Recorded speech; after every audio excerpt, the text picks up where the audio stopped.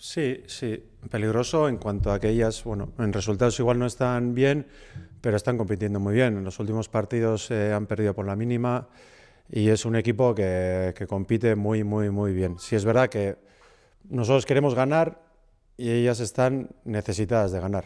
Nosotros queremos ganar y sí tenemos necesidad, pero ellas tienen más. Entonces, bueno, pues el partido será de tú a tú, muy difícil seguramente, pero bueno, también tenemos que jugar con los nervios, ¿no?, del equipo rival. Justo antes del parón el equipo consiguió volver a puntuar y salir de esa mala dinámica y pudo recuperar la solidez defensiva manteniendo la portería a cero ante un gran equipo como es el Tenerife. ¿Ha servido esto también con el parón para poder despejar la mente y afianzar las sensaciones? Sí, sí, nos vino bien el empate, el mantener la portería a cero, ¿no?, que hace mucho que no manteníamos, y las sensaciones fueron buenas. Estas semanas han sido sensaciones buenas en cuanto a trabajo de entrenamiento y bueno, estamos preparadas, ¿no?, para mañana hacer un buen partido y ganarlo.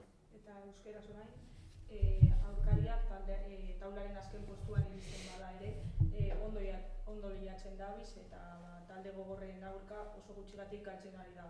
Sailkapenagatik ematen duena baino partida parekatuagoa espero duzue. Bai, partida zaila izango dela, seguru, ez? Egia da, beraie kostatzen zaiela pila bat irabaztea, guri ere bai, azken aldi hontan, eta baina oso ondo konpetitzen dute, ez? Azken partidak galdu dituztena, bueno, izan dira oso gutxigatik, bukaeran, eta ez da erraza izango, Guri gure 10 jardunaldi gaude, ez? Irabazi gabe, eta bueno, eta nahi dugu irabazi, beraiek behar handiagoa duten ikuste irabazteko, baina bueno, guk etxean jolasten dugu, nahi dugu irabazi eta behingoz ja, bueno, matematikamente ez, baina ja, bueno, lehenengo mailan mantentzeko ja azken pauso hori ematea. Eta irabazteko eta pausu hori emateko zaren babesa funtsezkoa izango da, puntuak ipuruan gelditzeko, etxean gelditzeko, zein mezu bidaliko zenioke izalei?